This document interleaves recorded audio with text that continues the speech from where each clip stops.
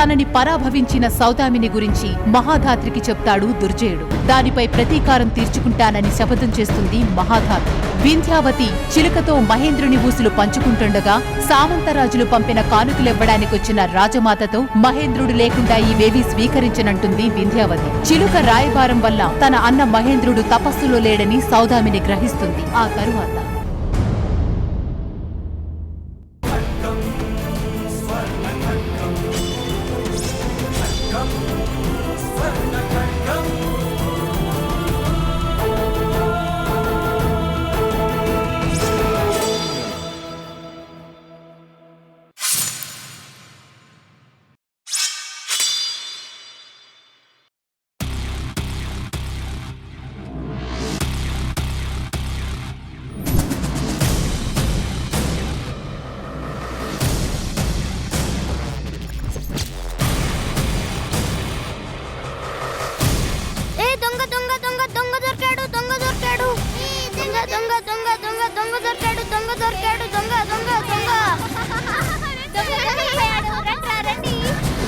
ఏయ్, ఎవరు నువ్వు?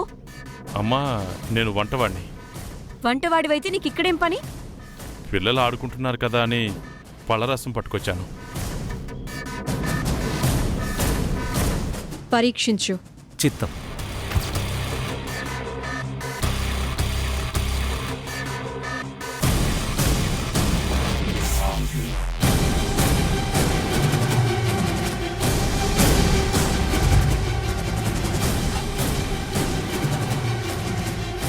ఆగు. నువ్వు కాదు, తెచ్చిన వారి చేతే తాగించు.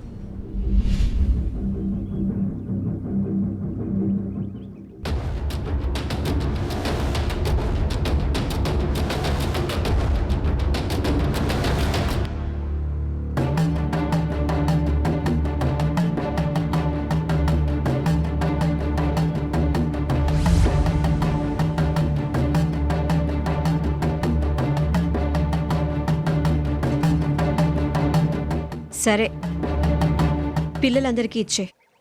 అలాగే మహారాణి.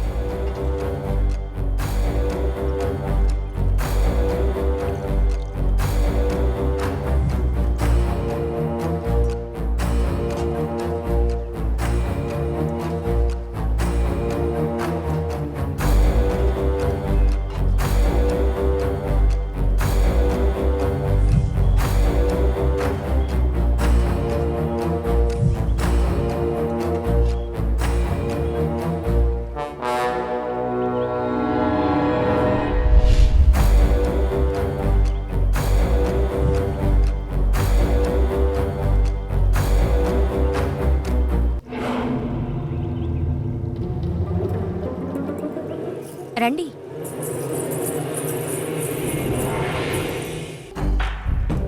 ఆ కళ్ళకి గంతలు కట్టుకున్న పిల్లవాడెవరో తెలుసా నీకు? సౌదామిని కొడుకు. ఇక సౌదామిని ఒక ఆట ఆడిస్తాను. ఏం చేస్తావు? ఆలోచన ఇప్పుడొచ్చింది. అవకాశం ఎప్పుడొస్తుందో అప్పుడు చెప్తా. సౌదామిని, నా వంట రుచి చూశావు. ప్రతీకారం రుచి ఎలా ఉంటుందో చూపిస్తా.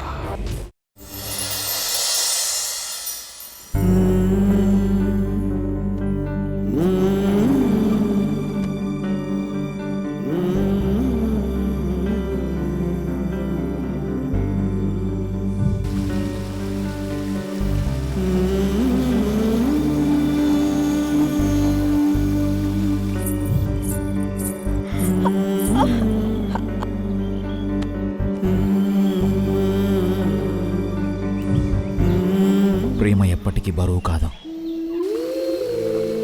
నా మహేంద్రుణ్ణి నా నుంచి ఎవ్వరూ వేరు చేయలేరు. అవును. నా మీద నువ్వింత ప్రేమ చూపించడానికి కారణమైన ఈ ముల్లుని భద్రంగా దాచుకుంటాను.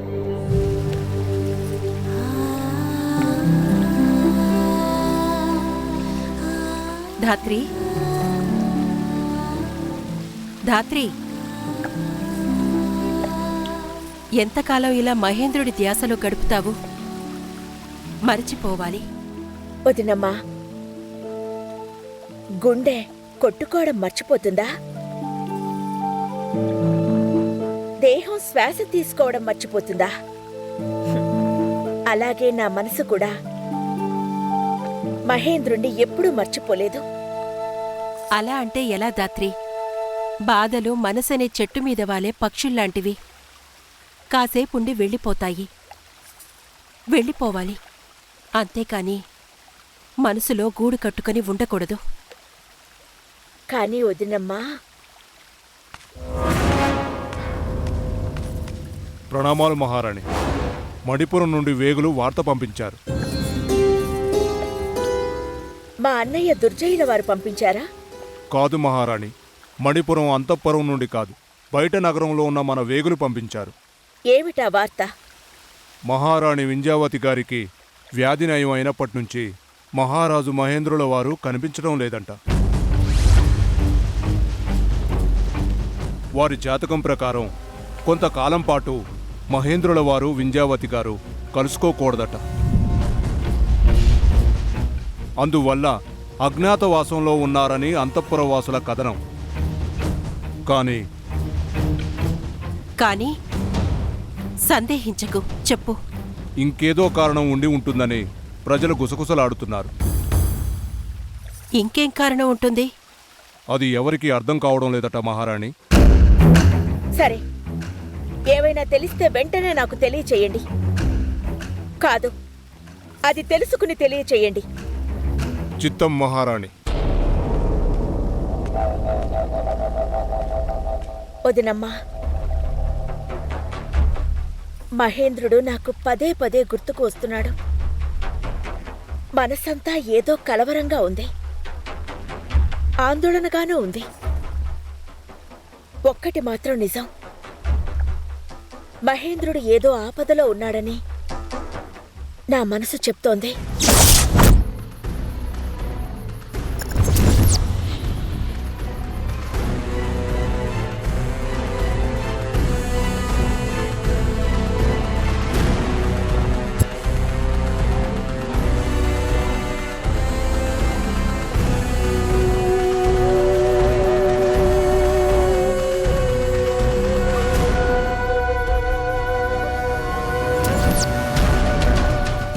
మంచిదేగా, నీ పగ తీరుతుంది. వదినమ్మా, ప్రేమించిన వారి ఎడబాటు ఎంత బాధాకరమో మహేంద్రుడికి తెలియచేయాలనుకున్నాను.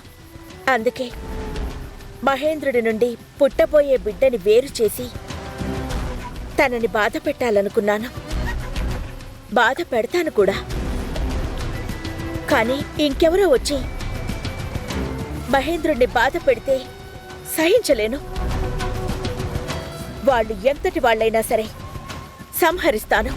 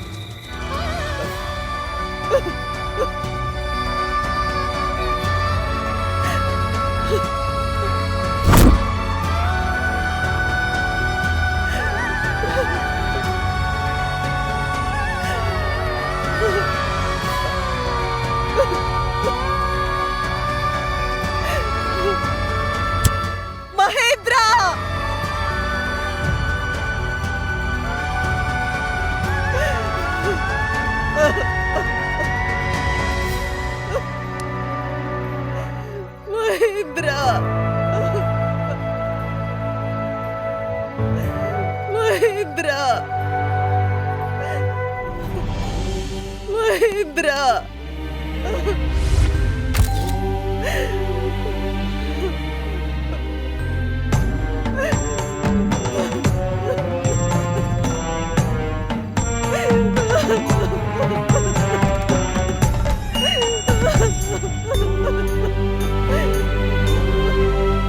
మహేంద్ర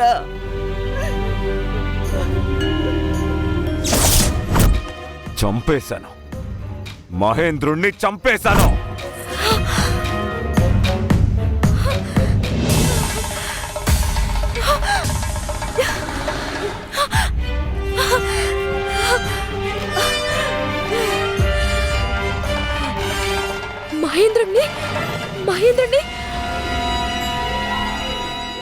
మహేంద్రుణ్ణి చంపేశావా?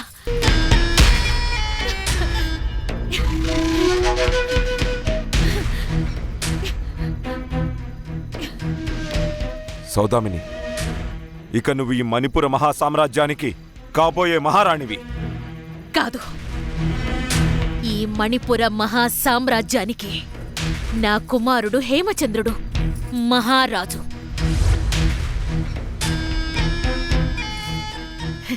నేను మణిపుర మహాసామ్రాజ్యానికి కాబోయే రాజమాతని. అవును కదా, నువ్వు రాజమాతవి, నేను రాజపితని. వీరబాహు, ఎలా ఎలా చంపావు మా అన్న మహేంద్రుణ్ణి?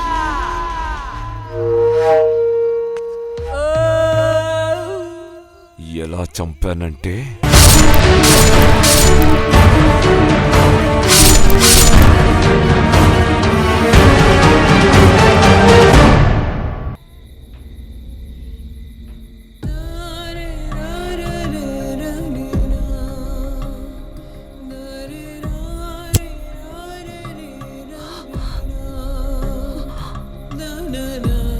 మహేంద్ర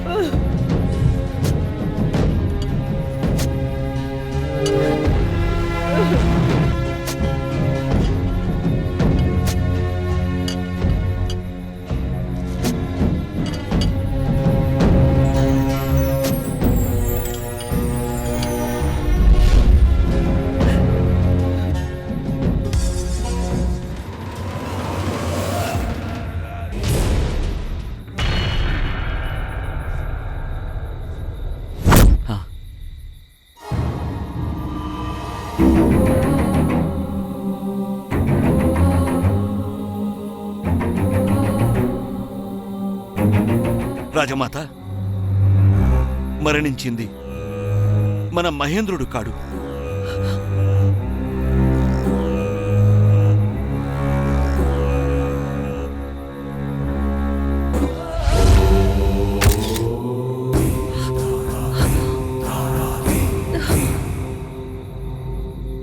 మన మహేంద్రుడు కాదు.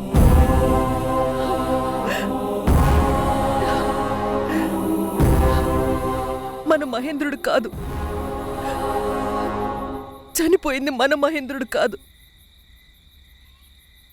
అవును, మన మహేంద్రుల వారు కాదు.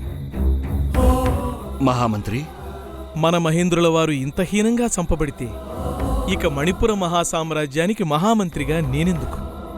నా మంత్రాంగం ఎందుకు? నా యంత్రాంగం ఎందుకు?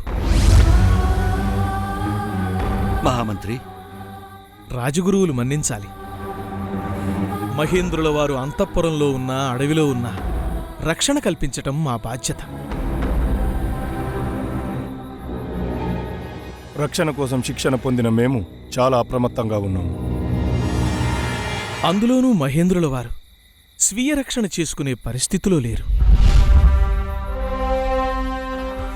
క్షమించాలి రాజమాత. మీరు మాకు కూడా చెప్పకుండా ఉన్నారంటే కారణాలు అనేకం ఉండవచ్చు. అవధూత గారు చెప్పుండవచ్చు, లేదా ఇంకెవరైనా మిమ్మల్ని బెదిరించి మీరు మౌనంగా ఉండేలా చెయ్యవచ్చు.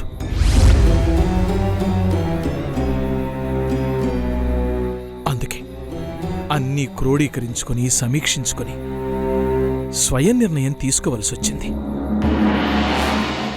ఇప్పుడు మహేంద్రుడు ఎక్కడున్నాడు?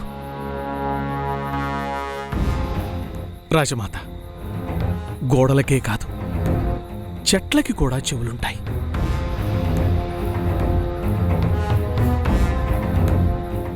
తమరికి తర్వాత విన్నవిస్తాను.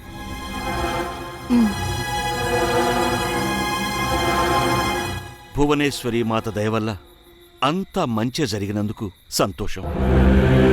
కాని అంత సంతోషకరం కాని సంగతి మరొకటుంది రాజమాత. మహేంద్రుల వారి మీద దాడి చేసిన వారందరూ మన మణిపుర సైనికుల దుస్తుల్లో ఉన్నట్టు తెలిసింది.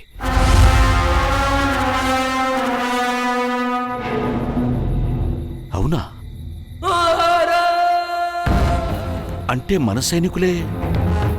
తెలిసింది కొంచెమే, తెలుసుకోవలసింది చాలా ఉంది. ఈ కుట్రకి బీజం ఎక్కడ పడిందో తెలుసుకోవాలి.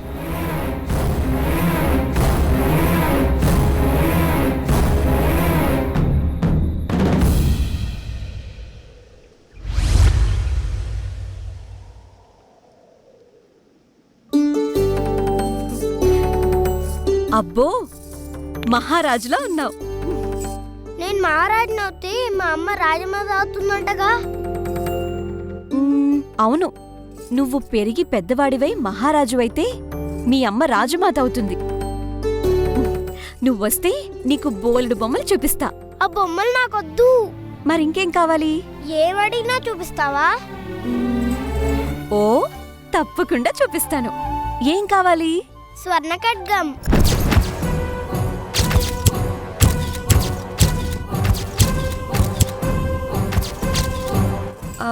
స్వర్ణ ఖడ్గమా?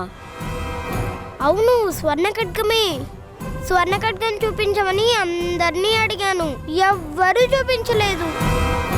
చూపించవా అత్తయ్య? స్వర్ణ ఖడ్గాన్ని నేను కూడా ఇంతవరకు చూడలేదురా. ఎందుకు చూడలేదు? ఆ సందర్భం రాలేదు. అయితే ఇప్పుడు ఇద్దరం కలిసి చూద్దాం. చూపించవా? అమ్మో, ఇంకేమైనా అడుగు. నువ్వు స్వర్ణ ఖడ్గం చూపించకపోతే నేను అన్నం తిన్ను. అలా అంటే ఎలా? నా బుజ్జివి కదూ, నా బంగారు కొండవిగా. నా మాట విని తిను. తిన్నాక స్వర్ణ ఖడ్గం చూపిస్తేనే తింటాను. అబ్బో, ఇప్పుడెలా? సరే, చూపిస్తాను. స్వర్ణ ఖడ్గం చూపించిన సంగతి ఎవ్వరితోనూ చెప్పకూడదు. ఎవ్వరికీ చెప్పను, మా అమ్మ మీద ఒట్టు. సరే, పద.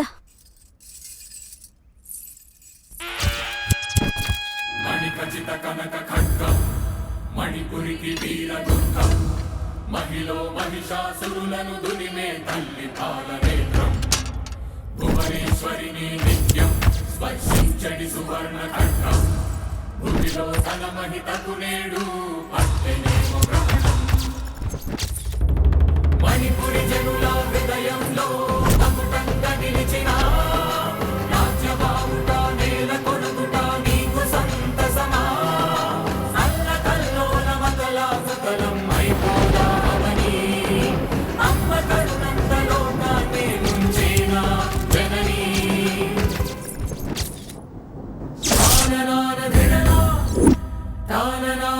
స్వర్ణ ఖడ్గం మన రాజ్యంలో లేదు. స్వర్ణ ఖడ్గం మన రాజ్యంలో. స్వర్ణ ఖడ్గం ప్రస్తుతం మనం అత్యంత బలహీనమైన స్థితిలో ఉన్నాం. పక్షులు వలలో చిక్కుకునేది తమ కాళ్ల వల్లనే. అలాగే మనం సమస్యల్లో చిక్కుకునేది మన మాటల వల్ల, మన చేతల వల్లనే.